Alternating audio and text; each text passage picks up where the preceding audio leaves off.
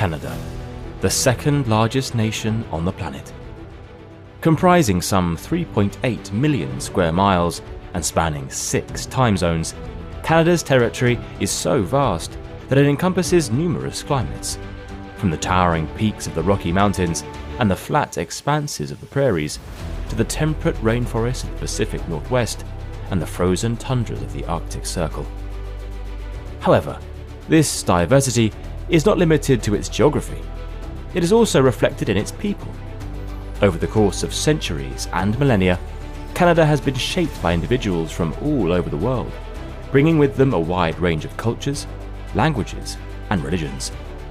Although these differences sometimes led to conflict, they more often fostered mutual understanding and cooperation, as diverse communities came together to build new identities in an entirely new nation. So, how did this country develop, from the arrival of First Nations peoples thousands of years ago to becoming one of the most multicultural and diverse places on Earth today? This is the history of Canada.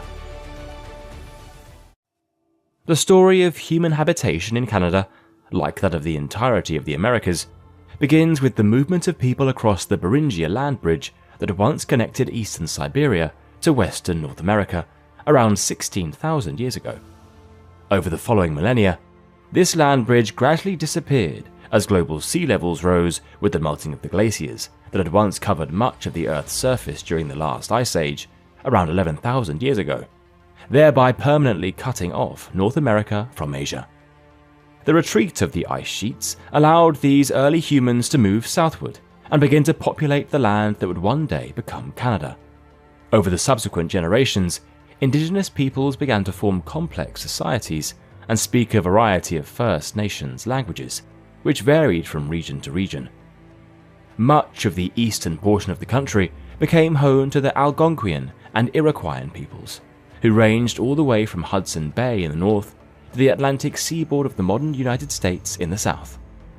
On the central Great Plains emerged the closely related Cree-speaking peoples, who tended to migrate from place to place as nomads, following the vast herds of bison that roamed across the prairies. The western portion of the country was home to the Nadene and Salishan-speaking peoples, whose livelihood was sustained by the abundant salmon stocks of the region, as well as the great cedar trees, which they used for building homes, canoes, and totem poles. Meanwhile, in the frozen far north of the country emerged the distinct Inuit people, who ranged across the Arctic archipelago all the way from Alaska to Greenland. Unlike the rest of the Americas, however, which dates the discovery of the continent by Europeans to the arrival of Christopher Columbus in 1492, Canada is unique in that it predates this event by almost 500 years. Sometime during the early 11th century, the Vikings, who had already explored and settled in Iceland and parts of Greenland, began to venture further westward toward the coast of North America.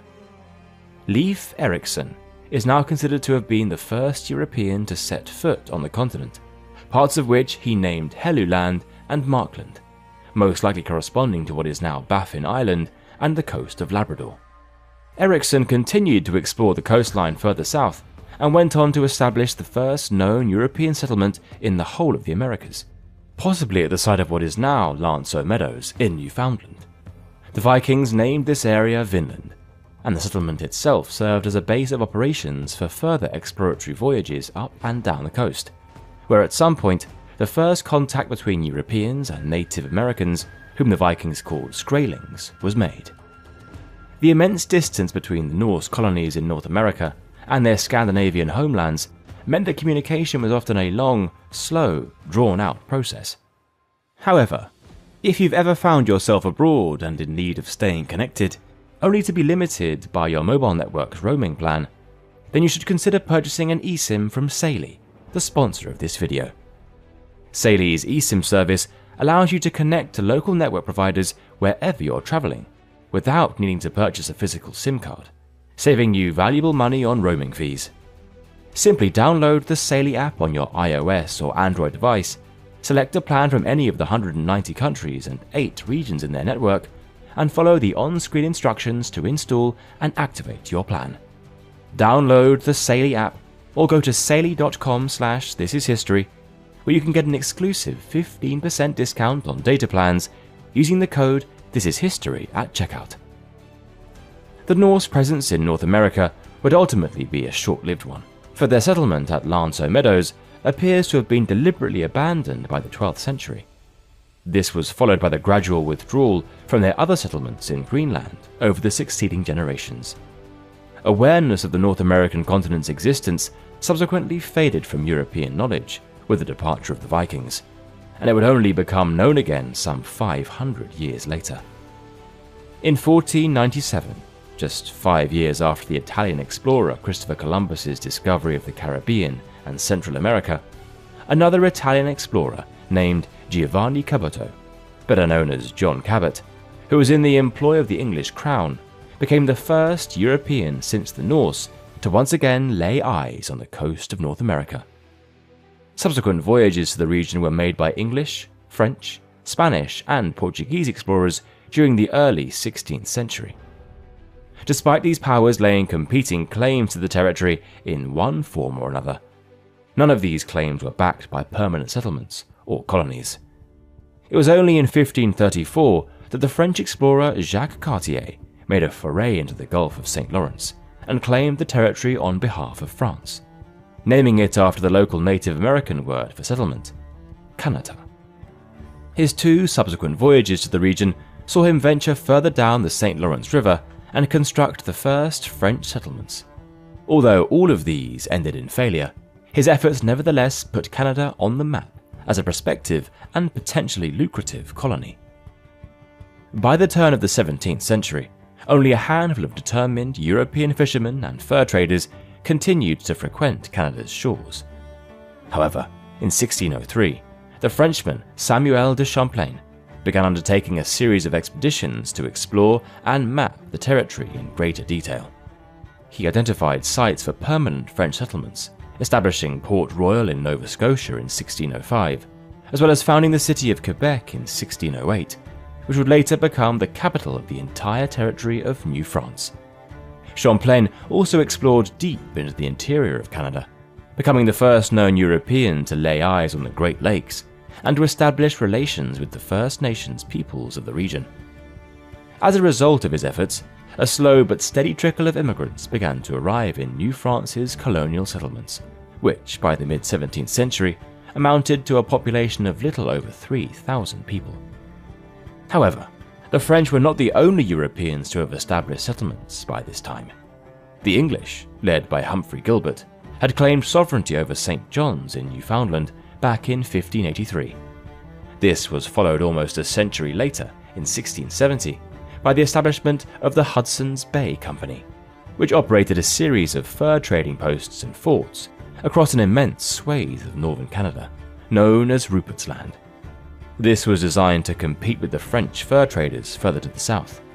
So much so that by the beginning of the 18th century, what is now Canada and the United States had effectively been divided into 2 European spheres of influence, one French, encompassing the St. Lawrence River, the Great Lakes, and extending down the Mississippi River to the Gulf of Mexico, and the other British, which controlled the area around Hudson Bay, as well as practically the entire eastern seaboard of the North American continent, stretching all the way from Georgia to Newfoundland. As a result of the competing colonial interests between the 2 powers, conflict over territory and resources was almost inevitable. From the late 17th to the mid-18th century, several wars between the French and British broke out, which saw the boundaries and possessions of their respective North American empires shift back and forth. It was only with the outbreak of the French and Indian War in 1754 that the most significant and lasting territorial change in Canada's history would take place. This regional conflict was part of the wider 7 Years' War, which was fought around the world and pitted a host of European powers, including France and Britain, along with their overseas colonies, against one another. In North America, this played out as a struggle between the colony of New France and the British 13 colonies, along with their Canadian provinces. Despite gaining the upper hand early in the war, the French gradually began to lose ground. First in Nova Scotia, where the French-speaking population, known as Acadians, was expelled by the British, and then in 1759 came the decisive blow when the heart of New France itself, Quebec, fell to British forces following the Battle of the Plains of Abraham.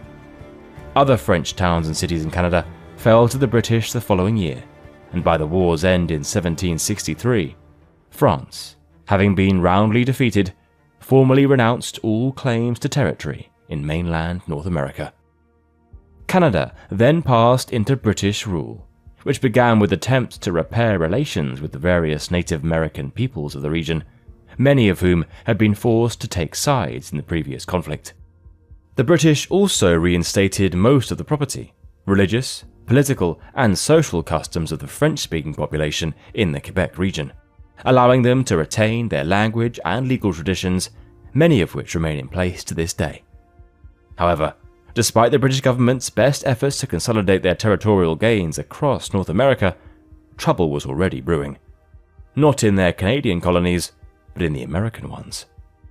Grievances over taxation and political representation eventually escalated to the point where the American 13 colonies rebelled and began a revolutionary war to rid themselves of British rule. Although some in Canada sympathized with the American revolutionaries, most remained loyal to Britain and supported the war effort. This attracted an invasion, albeit an unsuccessful one, of Quebec by the American Continental Army in 1775. For the remainder of the war, Canada served as a secure base of operations for British troops to conduct their campaigns to the south. The war was finally brought to an end in 1783, with the newly independent United States of America emerging victorious and establishing its borders with what then became the remainder of British North America. These borders were largely built upon the pre-existing outline of the former 13 colonies and were bounded by the St. Lawrence River, the Great Lakes, the Mississippi River, and the 45th and 49th parallels. In that same year, the British also began evacuating their troops from New York City, along with many American loyalists who did not wish to remain in the United States. Many were transported to Canada, where they formed new communities in Nova Scotia, and helped to establish the entirely new colony of New Brunswick. Some were also settled in Quebec, which in 1791 was divided into the largely French-speaking Lower Canada and the English-speaking Upper Canada, with its capital at York, modern-day Toronto, founded in 1796. Meanwhile, far to the west on the Pacific coast, efforts were underway to bring this region, what would later become part of Canada, under British rule. Although the Spanish were the first European power to explore the region in the mid-1770s, they failed to back up their claims with any lasting settlement. It ultimately fell to the British to assert a lasting influence in the Pacific Northwest, beginning with Captain James Cook, who visited Vancouver Island in 1778 as part of his voyage across the Pacific. He established relations with the First Nations tribes of the region and purchased several sea otter pelts from them, which he later sold in China for immense profit, thus initiating what became known as the China trade across the Pacific Ocean. Although there was a brief moment of crisis in 1789 between Britain and Spain over their competing claims in the region, the British ultimately secured a favourable and peaceful resolution. As a result, during the 1790s, further efforts were made to open up the Pacific Northwest to British fur traders. Not only were more maritime expeditions sent to explore the region, such as that of George Vancouver, who arrived in 1792, but overland missions were also undertaken. Figures such as Sir Alexander Mackenzie pioneered previously uncharted routes through the Rocky Mountains to reach the Pacific Ocean, which then allowed for the establishment of the first settlements in what would become the territories of Vancouver Island and British Columbia. However, the competing commercial interests of British and American fur traders would lead to the region becoming heavily disputed between the two powers for the decades that followed. With the turn of the 19th century, however, peace between Britain and the United States had begun to show signs of strain. Not only were there territorial disputes as America began its expansion westward, but its trade with Napoleonic France, whom Britain was at war with, caused considerable resentment within the British government in London. As a result, trade restrictions were placed on American ships, and the Royal Navy took to press-ganging American sailors on the grounds that they were British deserters. By the year 1812, the Americans had had enough and decided to launch an invasion across their northern border into British Canada. The War of 1812 lasted for the better part of 3 years and was characterized by a series of back-and-forth invasions by both American and British Canadian forces into each other's territory, ultimately without significant result. When the war ended, the border between Canada and the United States remained more or less unchanged, with neither side having made any meaningful gains. To repair relations between the two nations, it was agreed to demilitarize the border between the US and Canada, an arrangement that remains in effect to this day, with the boundary between the two countries being the longest undefended border in the world. Despite the normalization of relations between the North American neighbors, some in Canada, particularly loyalists and colonial elites, continued to harbor deep anti-American sentiments. This had dramatic consequences some 20 years later, when growing frustration over undemocratic colonial rule inspired some Canadians, partly influenced by American Republican ideals, to turn to armed revolt. The rebellions of 1837 to 1838 saw widespread disturbances across both Upper and Lower Canada, prompting a strong response from government forces who brutally suppressed the uprisings. In the aftermath, a report commissioned by Lord Durham blamed the rebellions on the lack of democratic governance in the region and strongly recommended enacting a form of responsible government in Canada, allowing the people greater say in how they were ruled. Shortly afterwards, in 1840, both Upper and Lower Canada were merged into a single colony, the United Province of Canada, which set the country on the path towards becoming a self-governing nation. By the mid-19th century, Canada had begun to expand into the geographical shape that we recognize today. The disputed territory between Britain and the United States in the Pacific Northwest had been resolved with the Oregon Treaty in 1846. However, Canada as a whole was not yet a unified political entity, remaining instead a patchwork of separate colonies. During the 1860s, discussions began about uniting these colonies into a single confederation, and on the 1st of July 1867, the Dominion of Canada was formed as a fully self-governing polity within the British Empire, with Ottawa as its capital. Over the course of the 1870s, the remaining colonies and territories of British North America joined the Dominion. Yet, although the country was now politically united, some within its borders did not wish to be part of the newly formed nation. Amongst the flat expanse of the Canadian prairies lived the Métis, a mixed-race people of joint First Nations and European descent, who fiercely opposed any incursion by Canadian settlers from the east onto the land they had occupied for generations. As a result, a series of violent confrontations occurred between them and government forces, first in the Red River Rebellion of 1869, and later in the Northwest Rebellion of 1885, led by Louis Riel. The Canadian government eventually prevailed and used its victory as impetus to complete the Canadian Pacific Railway, the construction of which had begun in the mid-1870s. This allowed the government to consolidate control over the vast territory it was now responsible for governing. The last spike was driven in on the 7th of November 1885, and the first transcontinental railway journey across the country was completed in the summer of the following year. The remaining decades of the 19th century saw further Canadian expansion, as the government negotiated treaties with the resident First Nations peoples in a bid to open up more territory for settlement. Many reserves were created for the exclusive use of Indigenous peoples, although some were forcibly removed from their land. The government also launched assimilationist programs, such as the residential school system, aimed at extinguishing native languages and cultures among Indigenous children and integrating them into Canadian society. The late 1890s also saw the discovery of gold in the Klondike region of the Yukon Territory in the far north of the country, attracting some 100,000 prospectors. Although few would strike it rich, the influx of activity and development in the region nevertheless helped formalize the last boundary dispute between Canada and the US state of Alaska. With the dawn of the 20th century, Canada had become a well-developed and prosperous nation, attracting a growing number of migrants in search of a better life. Although it had established self-governance over domestic affairs, it remained a part of the British Empire, and was consequently drawn into the First World War, which broke out in 1914. Canada contributed immensely to the war effort, not only by providing a lifeline of continuous supplies to Britain across the Atlantic, but also by mobilizing hundreds of thousands of troops, who served predominantly on the Western Front, fighting in major engagements such as the Somme, Vimy Ridge, and Passchendaele. Support for Britain during the war helped to cement a strong, pro-Anglophone Canadian identity. By contrast, however, it alienated many French Canadians who protested vehemently against military conscription between 1917 and 1918.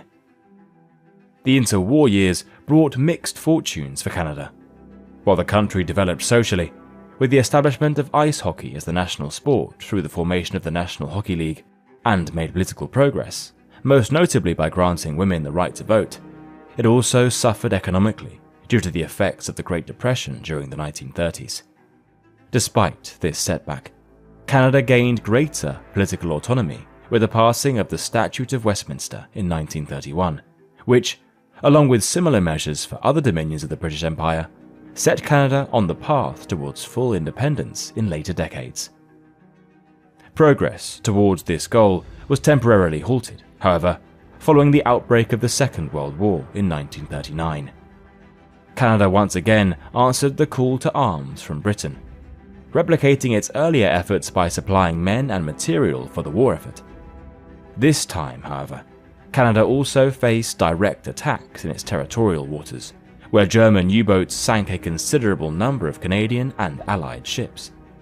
Despite the heightened threat, Canada was designated as a potential bastion for the British government and the wider empire in the event that Britain itself was overrun by a full-scale German invasion. Between 1939 and 1940, Operation Fish was carried out, relocating a portion of Britain's gold reserves and financial assets, amounting to some $56 billion in today's money, to Canada for safekeeping, marking the largest transfer of wealth in history. Similarly, the Coates mission was drafted by the British military, outlining plans to evacuate the royal family to Canada should the British Isles fall to the Axis powers. The post-war years saw progress and prosperity return to Canada. Not only did it begin implementing a welfare state, with the introduction of universal healthcare and old age pensions, but it also welcomed the last remnant of British colonial North America into the Confederation, with Newfoundland joining Canada as its 10th province in 1949. The arrival of the 1950s saw Canada become more geopolitically entwined with the United States as the Cold War intensified. Canada became a founding member of NATO and co-founded the North American Aerospace Defense Command, NORAD, with the United States to provide joint aerospace defense and ensure the air sovereignty of the continent. The remaining years of the 20th century witnessed Canada's transformation into the nation we recognize today. Although there were periods of political disruption, particularly with the rise of the Quebec independence movement during the 1960s and the referenda held on the issue, the country ultimately remained united. As a symbol of this unity, the maple leaf flag was adopted as the national emblem in 1965. More significantly, the Constitution Act of 1982 was enacted, formally severing the final legal ties to Britain and granting Canada full legislative independence. However, the country retained its connection to the British monarchy, with the reigning monarch remaining as Canada's ceremonial head of state. Today, Canada stands as a diverse and democratic nation that has been shaped by centuries of conflict, compromise, and gradual self-determination. Since the days of the arrival of the First Nations peoples, Canada has been forged by waves of migration from people all over the world, coming together to create a strong national identity that is rooted in resilience, respect, and common understanding of people's differences. Thanks again to Saily for sponsoring this video. Download the Saily app or visit saily.com/thisishistory to get an exclusive 15% discount on data plans using the code thisishistory at checkout.